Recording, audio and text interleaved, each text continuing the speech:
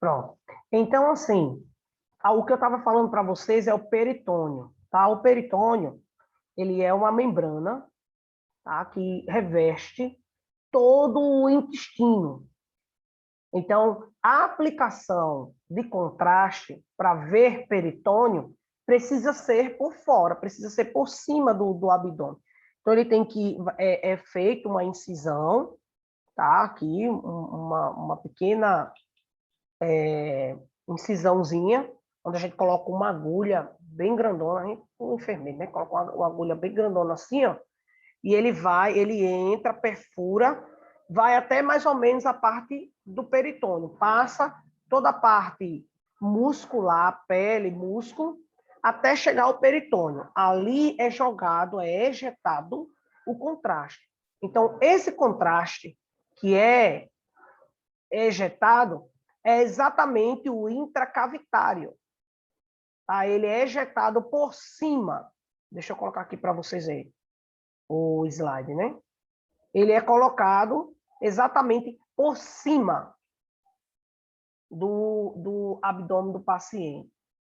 Deixa eu aceitar aqui a Viliana. Ela agora entrou. Quem era que estava fora? Que não conseguiu entrar foi o Eudia, né? Está aqui, né? Ela está por aqui agora. Então, Billy.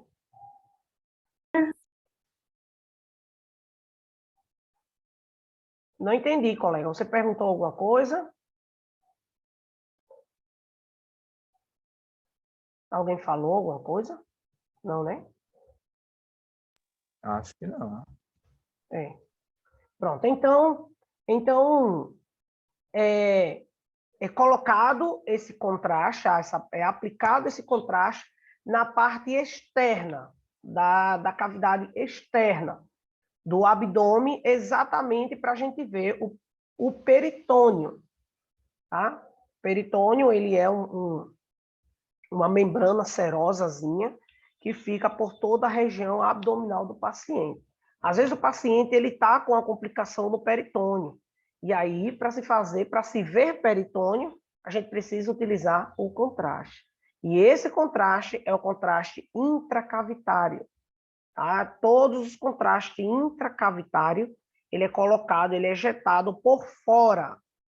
Por exemplo, outra coisa, outro exame que é colocado por fora. Eu não me recordo o nome do exame, mas existe, por exemplo, câncer ou tumores na parte do útero, por fora, na parte externa do útero. Só podem ver se for feita uma aplicação na parte pélvica da mulher, se for feito uma aplicação intracavitária. Se for feito a endocavitária, o médico vai ver só o que está por dentro. Só vai evidenciar as estruturas que estão por dentro. As estruturas que estão por fora não tem como se evidenciar. Então, se tiver algum tumor na parte fora do útero, é muito comum isso acontecer na parte fora do útero da mulher.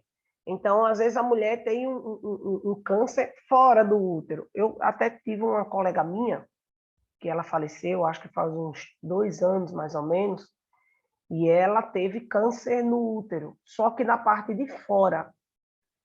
Então, foi feito todos os exames. E ela estava com um percentual muito grande, a glicose estava meio desequilibrada, estava tudo meio desequilibrado. E aí tinha tudo para ser um tumor, só que não conseguiram encontrar. Beleza. Aí ela ia fazer esterectomia. De toda forma, ele ia ter que fazer esterectomia. E aí, quando ela foi fazer a esterectomia, eu botei para gravar, né? Botei. Quando ela foi fazer a esterectomia, que tiraram o útero dela para fora, que aí viram o tumor no lado de fora do útero. Então, eles fizeram todos os exames com contraste que você imaginar para ver o útero dela por dentro, mas não tinham visto que por fora tinha um tumor. Por quê? Porque ela fez a endocavitária. Ele não fez a intracavitária. Deveria ter feito a intracavitária? Sim. Se na endocavitária não viu, na intracavitária poderia ser que visse. Então, tem médicos que adotam esse protocolo, tem médicos que não adotam, e assim sucessivamente. Então, vai depender muito do médico. Então, as vias de administração: oral, parenterais, tá? Intravenosa, mais comum. A endocavitária, que são a administração feitas dentro, aplicada exatamente dentro da estrutura, e a intracavitária, que são para as partes periféricas, para as partes de fora da estrutura. Então, nas preparações, nós temos para esses exames, para alguns exames, por exemplo, nós utilizamos o iodo para o raio-x e a tomografia, e eles são intravenoso, ou oral, ou retal, também pode ser feito. Pode ser intravenoso, pode ser oral, como pode ser retal. Então, o iodo, ele pode entrar em todas essas vias: oral, ou retal, ou intravenoso. Pode ser feito a aplicação do iodo. Lembrando, toda aplicação ela tem a sua dosagem. O iodo não é todo mundo, certo, que tem, principalmente pacientes com problemas marisco, por exemplo. O iodo, ele tem uma composiçãozinha pequena dentro do marisco e que contém um pouquinho dessa questão do iodo. Então, pacientes que têm alergia a marisco, consequentemente, eles têm alergia ao iodo. Então, esse exame não vai conseguir ser feito. A gente vai ver outro exame que utilize um outro tipo de contraste e que esse outro tipo de contraste consiga ver essa estrutura que o médico quer ver, que não é todos os tipos de contrastes que consegue ver, tá? Cada um especificamente vê algumas estruturas, dependendo da sua dosagem. Então, o iodo, para quem é alérgico, não consegue fazer esse exame de jeito nenhum. Então, aí eles vão ver outros meios. Quais são as máquinas que absorvem a radiação quando são feitos naquela máquina? Os exames são feitos naquela máquina. Raio-x e tomografia. Tá? Então, o iodo ele é específico para raio-x e tomografia. Então, se chegar o médico, com contraste, que contraste? Iodo. Então, esse contraste ele é utilizado no raio-x e na tomografia computadorizada. Ele pode ser intravenoso, ou seja, ele pode ser na veia, tá? Ele pode ser oral, pela boca, o paciente pode deglutir, é gostoso demais, tem gosto de menta, mentira, certo? Que não tem gosto de menta, é horrível o gosto. E pode ser retal, tá? Retal totalmente desconfortável, mas é necessário para alguns exames. E vocês vão ver os praxes que é utilizado, qual é a via que é colocada para fazer aquele exame. Então, os baritados, certo? Com barita, com teor de barita, eles podem ser utilizados especificamente no raio-x. Ele pode ser oral, como também pode ser retal. E o gadolínio, o GL ou o gadolínio também pode ser utilizado, que esse aqui também pode ser utilizado em alguns casos raríssimos. Ele pode ser utilizado aí no trato gastrointestinal, e o gadolínio ele é mais da ressonância magnética, perdão, isso aqui é gastrointestinal, tá? GI, no trato do gastrointestinal. Barita, raio-x, oral ou retal. Isso daqui, gastrointestinal, é para ver intestino fino, intestino grosso, vias, tá? Que é a traqueia, esôfago, estômago, tá? Então, tudo isso vê os baritados. Os baritados a gente usa para ver isso aí. Todo trato do gastrointestinal. Vai desde a parte superior, desde traqueia, descendo aqui, ó, que ele desce um pouquinho traqueia, quando ele chega aqui embaixo, ele entra na via do esôfago, né? E aí ele vai descendo, depois estômago, depois de estômago, intestino fino, depois de intestino fino, intestino grosso, depois do intestino grosso, recto, sigmoide e, por último, reto. Ah, então, esse seria basicamente o sistema gastrointestinal. E o gadolínio, ele é um contraste específico para ressonância magnética, certo? Ele é especificamente para ressonância magnética. O iodo, eu não consigo fazer ele no raio-x. Ou, perdão, não consigo fazer ele na ressonância magnética. Mas o iodo eu consigo fazer no raio-x. Certo? Então, iodo, raio-x e tomografia. Barita, eu não consigo fazer na tomografia e nem na ressonância magnética. Só consigo fazer no raio-x. E o gadolínio é específico para ressonância magnética. E ele é intravenoso, exatamente na veia, é aplicado na veia. Como também ele pode ser oral ou retal. Vai depender se o médico quer ver na ressonância magnética os órgãos, né, do gastrointestinal, certo? Aí eles podem ser aplicado oral para o paciente deglutir, como pode ser retal. Então, as decisões antes de administrar o contraste, avaliar o risco e o benefício, no sentido de, será que esse contraste que a gente vai aplicar, o risco dele é maior do que o benefício? Ou o benefício dele é maior do que o risco? Então, o médico ele tem que avaliar isso daqui antes de fazer a aplicação. Isso não é uma parte nossa, porém, é importante a gente saber, porque às vezes o médico diz assim, André, se eu aplicar tal dosagem nesse paciente, esse paciente ele pode ter uma aversão. Nessa aversão, a gente consegue controlar. Por quê? Porque as taxas dele estão tudo normal, a gente consegue controlar. Beleza, doutor. Esse risco, ele é maior do que o benefício, ou o benefício, nesse caso, é maior do que o risco? Não, o benefício aqui vai ser bem maior, porque no instante a gente faz a imagem e no instante a gente aplica a reversão. Show de bola. Então, o senhor que sabe, se o senhor quiser fazer, vamos fazer. Né? Então, essas coisas é importante a gente conversar com o médico. Avaliar as alternativas. Doutor, na ressonância magnética, nós temos no raio, a barita, né? A gente consegue ver gastrointestinal. Nós não temos iodo para ver. Podemos utilizar, no caso, a barita, né? Nesse caso, André, realmente tem barita aí? Eu acredito que tenha. Vão lá na farmácia e olha, realmente tem barita. Pronto, então já que não tem iodo, então a gente aplica a barita. E assim sucessivamente. Então, tem que avaliar as alternativas, tem que ajudar o médico nas alternativas. Estabelecer procedimento de informação ao paciente. Então, quando vocês estiverem posicionando o paciente, se o senhor estiver passando mal, sentindo alguma coisa, grite ou me chame, tá certo? Tá certo. Tá sentindo alguma coisa? Não. Tá sentindo formigamento no corpo? Não. Tá sentindo tontura? Um pouquinho. Náusea? Um pouquinho. Náusea e tontura, quando ela é leve, tá? Ela é considerável devido ao contraste. O contraste ele causa um pouco de náusea e ele causa um pouco de ânsia, de vômito, tá? E náusea. Isso é comum, certo? Agora, formigamento no corpo, palpitações, né, que é arritmia, isso não é normal. Tá sentindo o quê? Rapaz, meu coração tá batendo muito forte. Epa, esse paciente, não vou conseguir fazer o exame.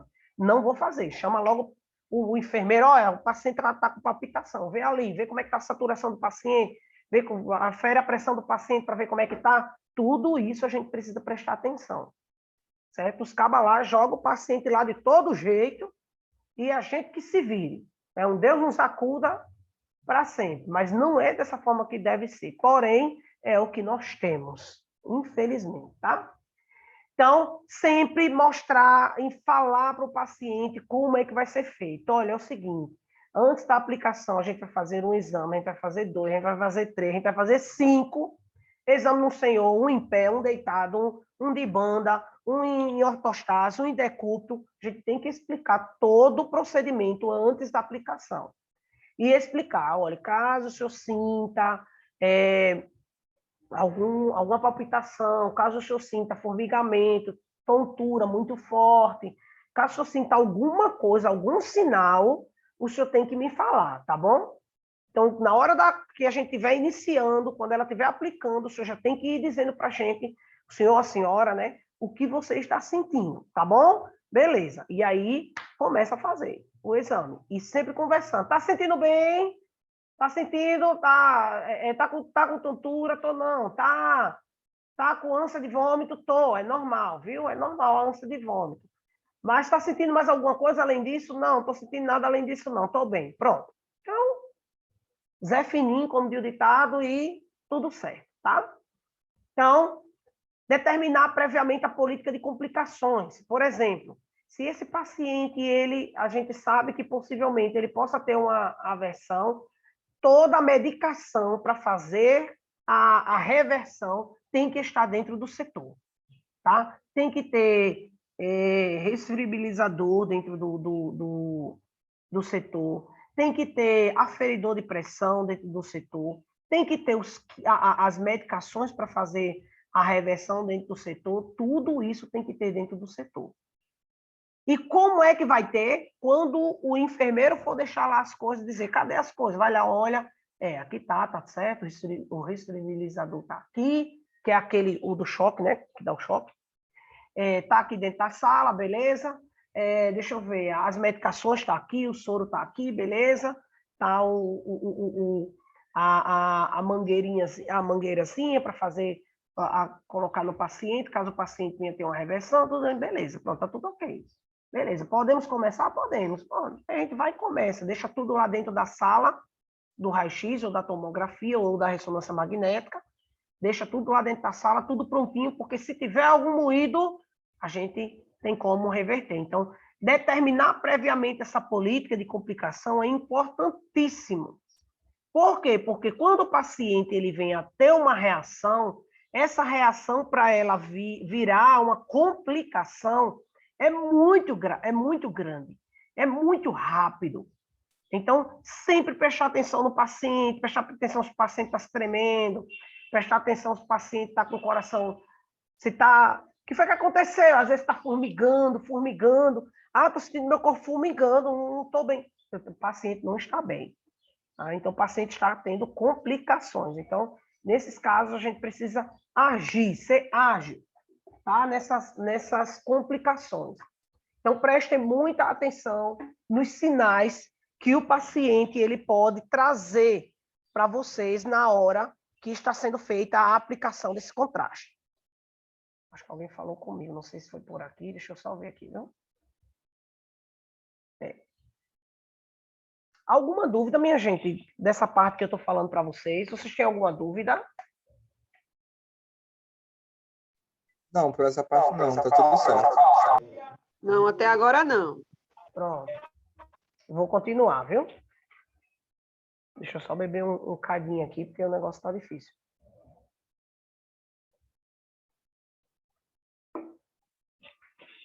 Deixa eu só colocar esse refrigerante na geladeira. Misericórdia, tá quente demais.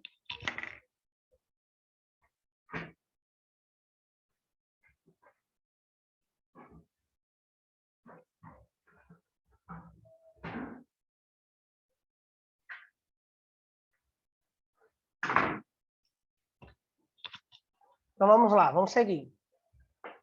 Poxa, terminou.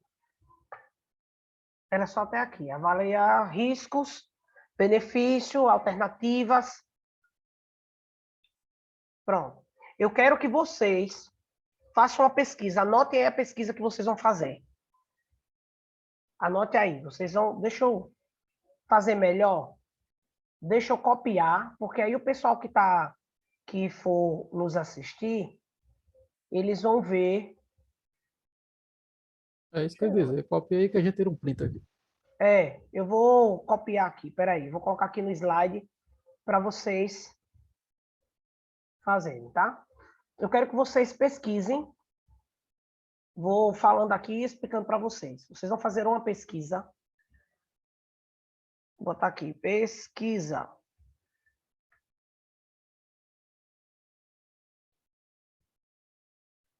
Vocês vão pesquisar.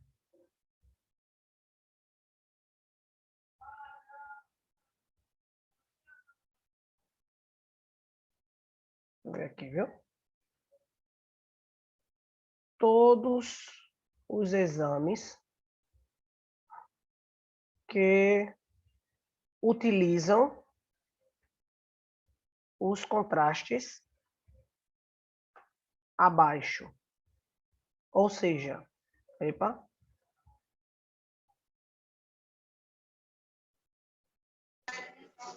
Não entendi, professor, que estava cortando. ó, eu vou colocar aqui para vocês verem. Vou colocar aí.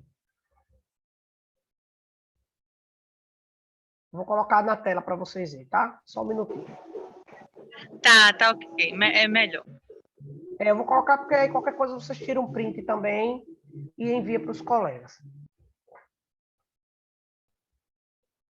Deixa eu colocar aqui para vocês verem. Pronto. Então, vocês vão pesquisar, tá?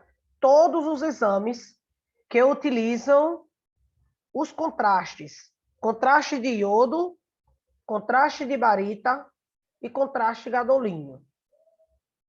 Tá? Vocês vão pegar na internet exames que utiliza iodo. Aí vocês vão colocar exame tal, tal, tal, tal e tal.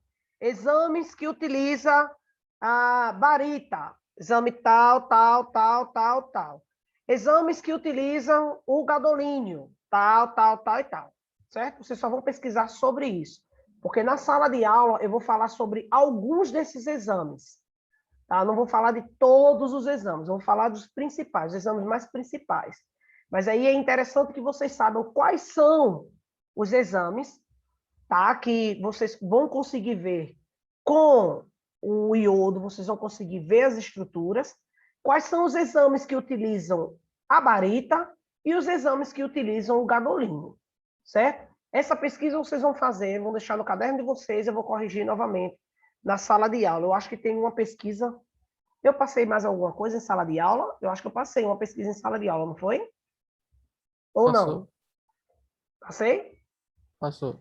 Pronto. Essa pesquisa que eu passei na sala de aula e essa que vocês vão fazer, vocês vão trazer para a sala de aula no próximo sábado, que a gente vai estar presencial. E nós estaremos presencial, tá? Então, alguma dúvida, pessoal, sobre o conteúdo? Ok. Alguma dúvida sobre essa questão da preparação, da administração? Dê uma lida mais detalhada nesses conteúdos. Isso aqui eu vou falar, os positivos e os negativos eu vou falar na próxima aula.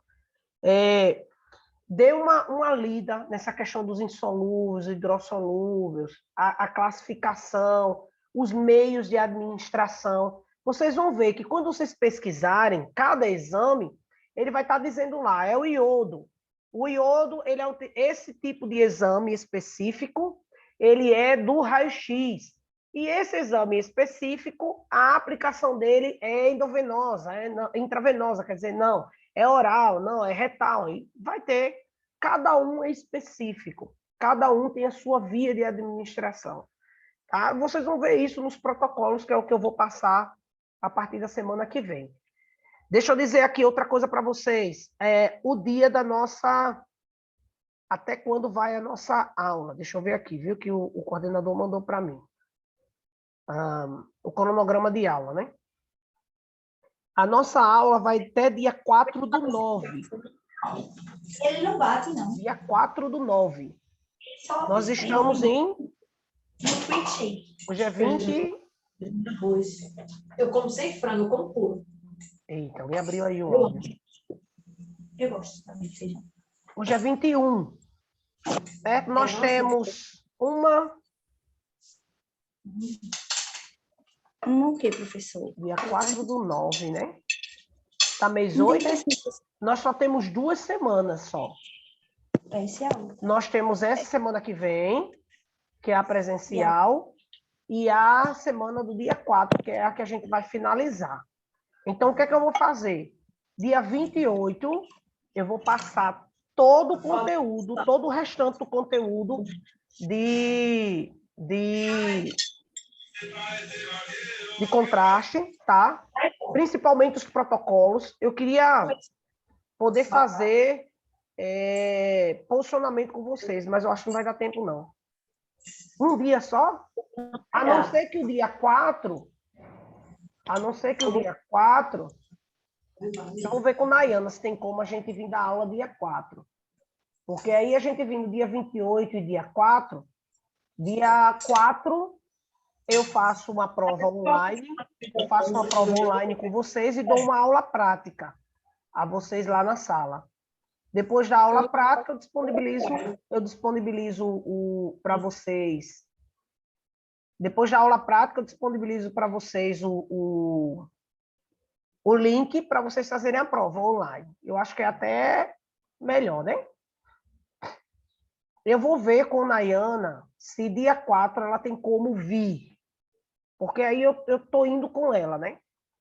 Vou ver se dia 4 tem como ela vir. Porque se dia 4 ela vier, aí o que eu faço? Eu dou uma aula prática de posicionamento para alguns exames desse aqui, no laboratório de posicionamento, e à noite eu libero a prova para vocês fazerem até o outro dia, até segunda, terça-feira, para vocês fazerem a prova.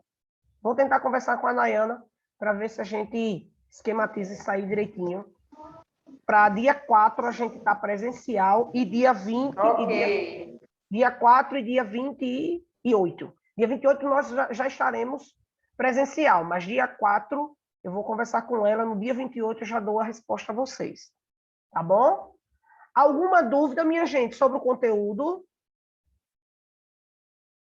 Alguma dúvida? Tá certo. Não, acho que não. Pronto. Qualquer dúvida, só falar comigo, tá? Só falar comigo. Então, um cheiro para vocês. Até semana que vem, se Deus quiser. Façam o trabalho direitinho. E um bom final de semana. Bom final de semana para vocês. Estudem, dêem uma lida, dêem uma estudada nesse material, que é um material bem bacana. E aí, quando for na próxima aula, a gente finaliza os protocolos. Eu vou passar protocolos para vocês. E aí, quando for dia 4, a gente resolve essa situação. Dia 28, quer dizer, a gente resolve se vai ter presencial ou não dia 4. Beleza? Beleza. Cheiro para vocês. Até sábado, se Deus quiser. Tchau, tchau. Tchau. Se Deus quiser.